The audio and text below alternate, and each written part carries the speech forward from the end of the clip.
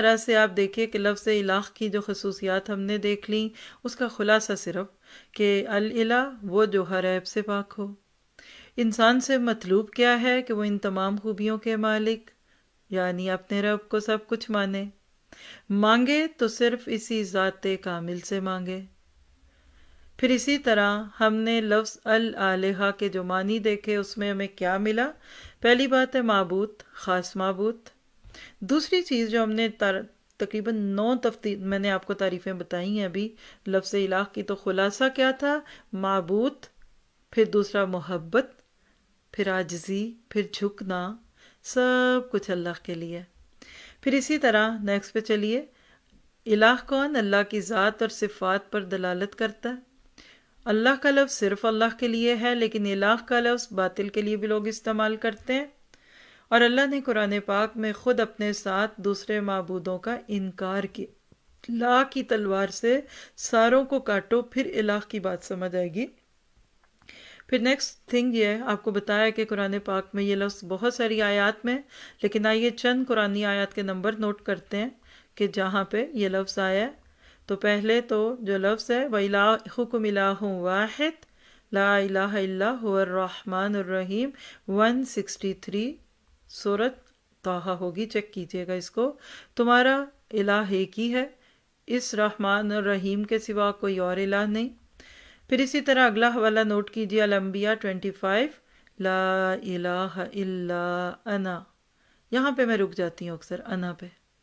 دیکھیے اللہ تعالیٰ اپنے لیے خود کہہ رہا ہے، جس کو لوگ کہتے ہیں نا اللہ اپنا کلمہ خود پڑھ رہا ہے، ہم تو ایسے نہیں کہتے، لیکن بہرحال انا کا لفظ دیکھیے، میں جیسے میں کہوں نا آئی ایم عفت مقبول، تو میں اپنے بارے میں بات کروں گی تو کسی کو شک تھوڑی ہوگا۔ فَاعْبُدُونِی، میرے سوا کوئی خدا نہیں، میرے سوا کوئی الہ نہیں، بس تم لوگ میری ہی بندگی کرو۔ تو سیکھا یہ ہے کہ انسان کی فطرت میں ہے کہ کسی بڑے کے آگے جھکے، اس کا مکمل حقدار صرف اور صرف اللہ کی ذات ہے۔ اندر سے ہم بڑے کمزور ہیں، جھکنا چاہتے ہیں۔ پھر اسی طرح انسان کی کمزوری کیا ہے کہ انسان چاہتا ہے کہ کوئی اس کا دکھ درد سنے، کوئی اس کے تمام معاملات کو سمجھے، کوئی اس کی دل جوئی کرے، اور صرف اللہ کی ذات ایسی ہے جو یہ سارے کام کر سکتی ہے۔ شوہر نہیں کر سکتے، بیوی نہیں کر سکتی، ماں نہیں کر سکتی، دوست اور سہیلی نہیں کر سکتی، اپنے رب سے لو لگائیے۔ پھر اسی طرح آپ دیکھیے کہ ہم نے دیکھا کہ لوگوں نے مختلف ادوار میں اللہ کے ساتھ مختلف معبود بنائے۔ کیسے؟ کوئی درخت کے آگے جھکا، کوئی پہاڑ کے آگے جھکا، کوئی سمندر سے خوف کھا کے اس کے آگے جھکا، کسی نے آگ کو پوجا، کسی نے سورج کو پوجا، کوئی ستاروں کو اپنا معبود بناتا ہے۔ تو یہ تو جھوٹے معبود تھے۔ تو پھر نیکسٹ پہ چلیے کہ پھر عبادت کا مستحق کون ہے؟ وہی جس کی دعوت حضرت یعقوب نے دی تھی اپنی موت کے وقت اپنے بچوں کو، البقرہ 133۔ ام کنتم شہداء اذ حضر یعقوب الموت، کیا تم اس وقت حاضر تھے جب یعقوب علیہ السلام اس دنیا سے رخصت ہو رہے تھے، اور انہوں نے مرتے وقت اپنے بچوں سے پوچھا، بچوں میرے بعد تم کس کی بندگی کرو گے؟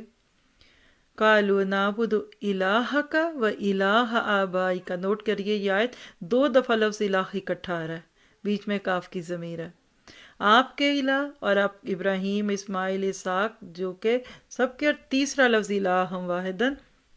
اس آیت کا نمبر ضرور یاد رکھیے، 3 دفعہ اس میں لفظ الہ ہے، البقرہ 133۔ پھر آپ دیکھیے کہ نیکسٹ پہ چلیے، الہ کیا ہے؟ کہ انسان کی تمام محبتوں کو پورا کرنے والا، خالص، اور یہ وہ خلاصہ ہے جو ہم نے شروط لا الہ کریں کہ خالص اللہ کے لیے ساری محبتیں ہوں۔ سجدوں کا حق صرف اس ذات کو حاصل ہے، انسان ہاتھ پھیلائے تو صرف اللہ کے سامنے پھیلا دے، اور اسی طرح سے اننی انا اللہ لا الہ الا انا فاعبدنی، طٰہٰ 14 میں وہی بات ہمارے سامنے ہے۔ پھر آپ دیکھیے لفظ لا الہ الا اللہ میں 2 جو لفظ ہیں، تو اس میں جو پڑھا سیکھا اس کا بھی خلاصہ لیجئے۔ مجھے پتہ ہے ہم تھوڑا فاسٹ چلتے ہیں، دوبارہ سن لیجئے گا، مجھے روک لیں جہاں روکنا چاہیں، کوئی بات نہیں، ریکارڈنگ جب آ جاتی ہے تو یہ سہولت ہے۔ تو الہ میں توحید الوہیت کی طرف دعوت دی گئی، لا الہ الا میں شرک سے نفی سکھائی گئی، اور تمام انبیاء کرام نے بھی یہ نام استعمال کیا۔ دلیل سورۃ مومنون 91 ہے، جا کر دیکھیے گا بعد میں کہ اللہ تعالیٰ نے سب کے بارے میں کہا کہ پچھلے انبیاء کرام کی بھی دعوت یہی تھی کہ مَتَّخَذَ اللَّهُ مِن وَلَدٍ، اور اس سے آگے آپ خود پڑھیے گا۔ ہمیں کیا حکم ہے؟ شرک سے بچو۔ تاکید کدھر ہے؟ سورۃ الانعام 82 میں، الذین آمنوا ولم یلبسوا ایمانہم بظلم اولئک لہم الامن وہم مہتدون۔ تو شرک کو یہاں ظلم کہا گیا کیونکہ آپ الہ کا حق کسی اور کو دینے لگتے ہیں۔ احادیث کی روشنی میں اگر اس نام کو دیکھ لیں تو معاذ بن جبل کی روایت کہ اللہ کے نبی کے ساتھ سواری پہ تھے، تو اللہ کے نبی نے پوچھا کہ معاذ تم جانتے ہو اللہ کا حق اس کے بندوں پر کیا ہے اور بندوں کا حق اللہ پر کیا ہے؟ بڑے مؤدب تھے، کہا اللہ کے رسول ہی جانتے ہیں، یعنی پتہ بھی ہو تو نہیں کہتے تھے، کہا اللہ اور اس کا رسول جانتے ہیں۔ تو نوٹ کیجئے گا اللہ کا حق، دیکھیے حق لفظ پہ ذرا سے کان روک لیجئے، اب ریلیکس ہو جائیں، بالکل اپنے آپ کو ریلیکس کریں۔ اللہ کا حق بندوں پر یہ ہے کہ وہ صرف اسی کی عبادت کریں۔ یہاں جا کے سوچیے گا آج میری ہر عبادت اللہ کے لیے ہوگی اور اس کے ساتھ شریک نہ ٹھہرائیں۔ اور اللہ کا حق بندوں پہ کیا ہے کہ جو ایسا کرے یعنی اس کے ساتھ شریک نہ ٹھہرائے تو اللہ پھر اس بندے کو عذاب نہ دے۔ یہ بخاری کی روایت ہے 2856 اور مسلم میں 30۔ تو دعا کیجئے کہ اللہ ہم سے یہ حق ادا بھی کروائے اور پھر اللہ بھی اپنا حق ادا کرتے ہوئے ہمیں جنت دے دے، جہنم سے بچا لے۔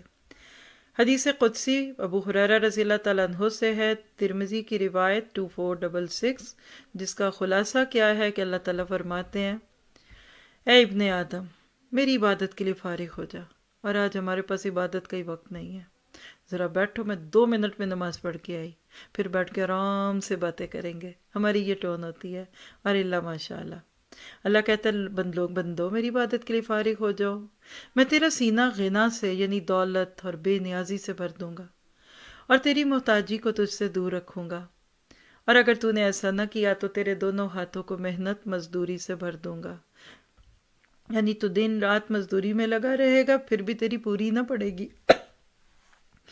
اور تیری بھوک بھی نہیں مٹاؤں گا۔ اب ان ساری حدیثوں کے نام پہ اپنے آپ کو دیکھیے گا کہ ہمارا تعلق اللہ تعالیٰ کے ساتھ کیسے ہے، اور یاد رکھیے کہ جب الہ سے تعلق جڑے گا نا تو اس کے عرش کے سائے کی بھی دعائیں کریں گے آپ اور میں، تو اللہ تعالیٰ ہمیں اس عرش کے سائے میں جو 7 لوگ ہوں گے انہی میں کر دے کہ وہ جوان جس کی جوانی عبادت میں ہو۔ اپنے جوان بچوں کو اپنے یہ حدیث سنانی ہے۔ آج کی ساری بات عبادت پہ تھی اور اس کی مختلف قسموں پہ تھی، اور عبادت کے 2 اصول یاد کر لیجئے جاتے جاتے، اخلاص اور سنت رسول۔ ان الذین آمنوا وعملوا الصالحات، تو عمل صالح اخلاص اور سنت پہ عمل پہ ملتا ہے، اور خالص عمل باطن کی خوبصورتی کی دلیل ہوتا ہے۔ آخر میں چند دعائیں ہیں تو بے شمار، جمع کر کے بھی ساری دیتی تو آپ نہیں پڑھ سکیں گے، لیکن چند دعائیں لفظ الہ جس میں استعمال ہوتا ہے اور اذکار، یہ کل اپنے سیشن کے شروع میں آپ 15 منٹ کے وقت میں دہرائیں گے بھی اور اس کو یاد کریں گے۔ پہلی کیا ہے کہ اچھی عبادت کا طریقہ سیکھتا ہے انسان، اور نماز کے فوراً بعد یہ دعا مانگی جاتی ہے، اللہم اعنی علی ذکرک و شکرک و حسن عبادتک، کہ اللہ میرے اللہ ذکر کرنے اور شکر کرنے اور اچھی عبادت کرنے میں میری مدد کر۔ کبھی کبھی عبادت کا تکبر ہو جاتا ہے اور پھر ایسی رعونت آتی ہے، سب کو جہنمی اور کافر اور پتہ نہیں کیا کچھ کہتے ہیں، تو اس کے لیے بھی ایک حدیث سن لیجئے کہ اپنی عبادت کا تکبر اور دوسروں کو گناہ گار قرار دینا یہ پسندیدہ نہیں ہے۔ اللہ کے نبی نے فرمایا، میں تمہیں دوزخ والوں کی خبر دوں جن میں سرکش، بخیل اور متکبر ہیں۔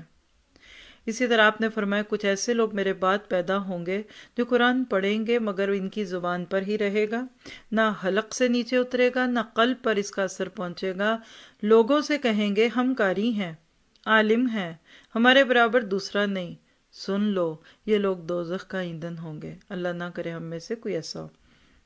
پھر اذکار میں لفظ الہ کہاں ہے؟ تو سب سے افضل ذکر کیا ہے؟ لا الہ الا اللہ، اور سب سے بہترین دعا الحمدللہ۔ یہ ابن ماجہ کی روایت ہے 3800۔ حضرت یونس نے مشکل میں اپنے رب کو لفظ الہ سے ہی پکارا تھا، الانبیاء 87۔